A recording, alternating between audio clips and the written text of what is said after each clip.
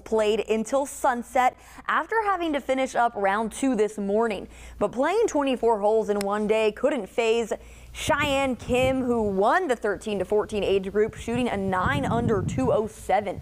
The Rockledge, Florida native says the minutes felt like hours because of the heat, but he kept his cool and didn't change anything between his first rounds and now, since he played well the whole tournament. It's been a while since I've had a win, so to do it here, it means a lot, but just go with what I've done in the past and try to just really stay present in the moment. Kim is especially grateful to come out on top this time around. Last year, he finished in the top 10, but did not get a trophy because of the tiebreak. Davis Petty of Spartanburg, South Carolina, is this year's 11 to 12 age group champion. Petty shot a 10 under 206 to win the crown. He had 3 birdies and not a single bogey in round 3 today. He says he played away from flag sticks instead of going at them and is proud of his really clean golf today. He says his birdie on the 18th hole you just saw there was the cherry on top of his win. Winning this tournament was a major goal for Petty. He says the win makes him feel confident ahead of the rest of his summer tournaments.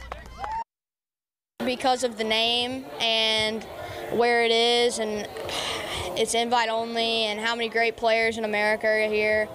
I feel like every great player that I know is here, and to beat every one of them and to come out on top is what makes this one special for me. Next up, Petty is headed to IMG Worlds in California and hopes to win a trophy there too.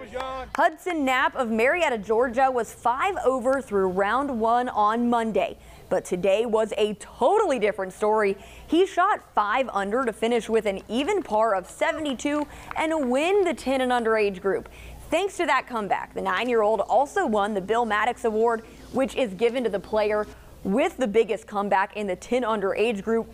This year marks the first time a player has won the Bill Maddox Award and the championship trophy. Knapp's 31 today is the lowest he has ever shot in his life.